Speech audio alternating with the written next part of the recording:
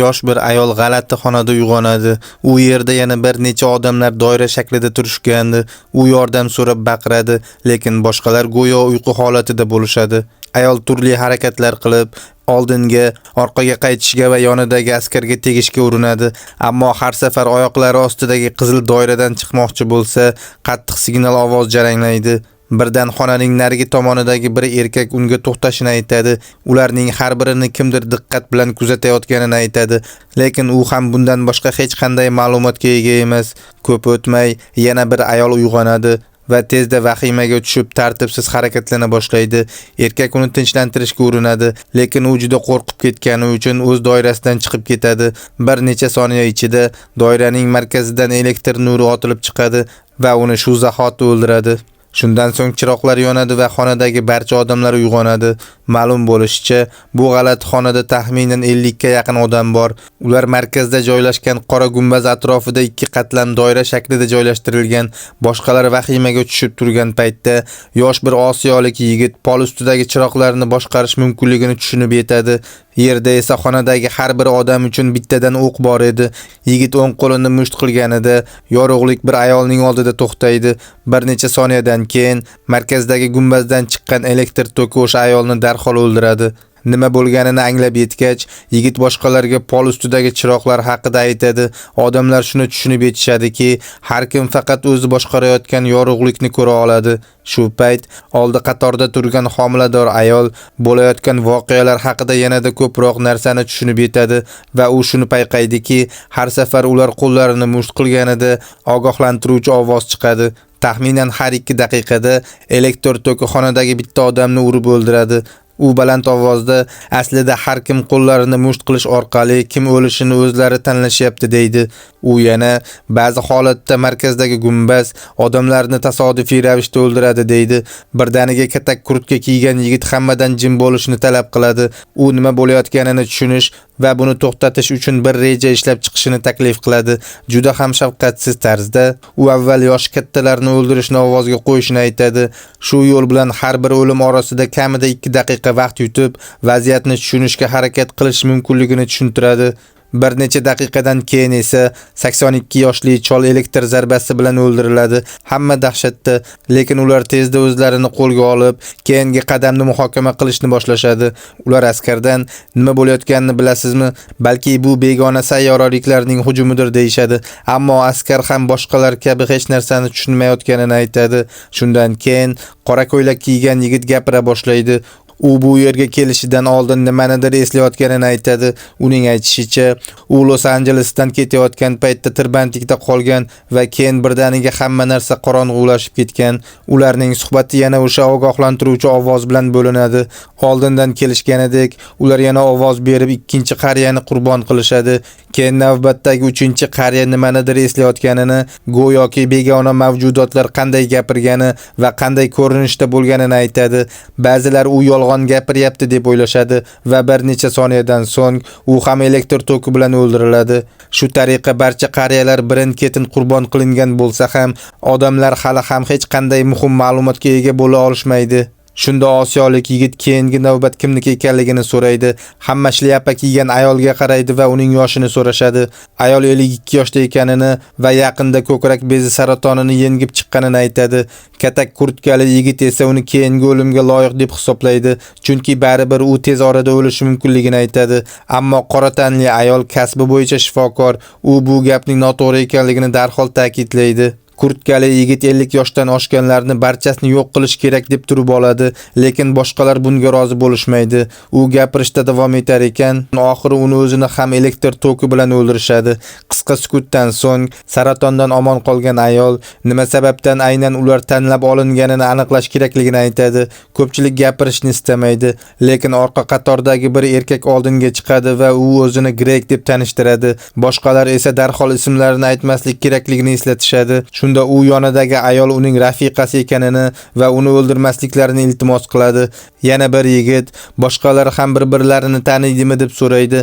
O'rta yoshli qora tanli erkak esa u shifokor ayolni tanishini aytadi, ammo ular o'zaro qandaydir aloqasi borligini aytishdan bosh tortishadi. Bu paytda ogohlantiruvchi ovoz yana yangraydi va bu safar yana bir odam tasodifiy tarzda yo'q qilinadi. Shundan so'ng guruh ispan millatiga mansub bir erkakka qaraydi, lekin u umuman ingliz tilini bilmasdi. Uning orqasida turgan bir ayol tarjimonlik qilishni taklif qiladi. Biroz suhbatdan keyin u erkak Meksikadan ekanini va uning 3 nafar qizi borligini aytadi.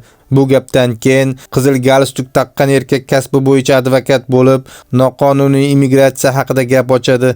Ba'zi odamlarning bosimi ostida tarjimon ayol ispan erkakdan siz AQShda qonuniy yashayapsizmi deb so'raydi. Erkak esa yo'q deb javob beradi. Lekin bu boshqalarning fikrini, ayniqsa advokatnikini o'zgartirmaydi. Yana o'sha ogohlantiruvchi ovoz boshlanadi, lekin bu safar ispan erkak emas, balki oldingi qatorda o'tirgan yosh bir qiz elektr zarbasi bilan o'ldiriladi. Bu holat guruhdagi ko'pchilikni hayratda qoldiradi. Ko'p o'tmay, orqa qatorda o'tirgan politsiyachi oldingi qatordagi tatuirovkali erkakni tanib, uning ismi Raul ekanini aytadi. Politsiyachi Raulni o'z qiz do'stini kaltaklaganlikda ayblaydi. Raul esa sovuqqonlik bilan u bunga loyiq edi deb javob beradi. Natija deyarli aniq edi. Bir necha daqiqadan so'ng Raul ham elektr toki bilan o'ldiriladi. Shundan keyin oldingi qatordagi sariq sochli bir ayol o'z fikrini bildiradi. Ularning bu yerdagi vazifasi kim yaxshi, kim yomon ekanini aniqlash bo'lishi mumkinligini aytadi. Biroq bir erkak bunga qo'shilmaydi va ularni bu yerga olib kelganlar shunchaki odamlar bir-birlarini o'ldirishni tomosha qilib, zavqlanishni xohlashmoqda deb taxmin qiladi. Ammo sariq sochli erkak ayolning fikrini qo'llab-quvvatlaydi va ular aslida kim yashashga loyiq ekanini hal qilayotganini aytadi. Buni eshitgach, yosh qora tanli yigit irq masalasini ko'taradi. Ba'zi oq tanli ishtirokchilar bu doirada irqning ahamiyati yo'qligini aytishadi, lekin yigit bahsni davom ettiradi.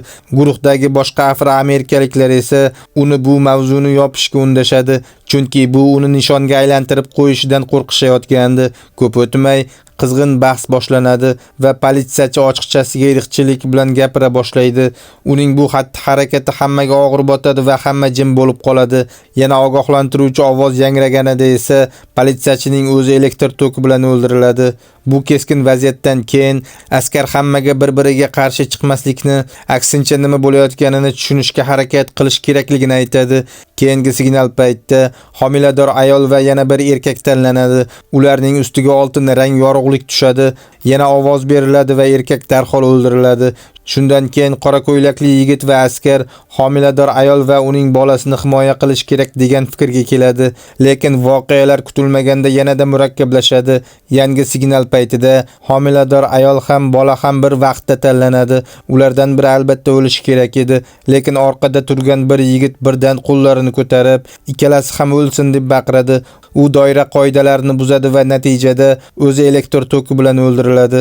Atrofdagi ma'nosiz o'limlarni ko'rib, ba'zi odamlar o'z ixtiyori bilan o'lishga rozi bo'la boshlashadi. Yoshi katta bir erkak doiradan chiqib ketadi va shuningdek, boshqalarni o'ldirgani uchun o'zini aybdor his qilayotgan o'smir ham xuddi shunday qiladi.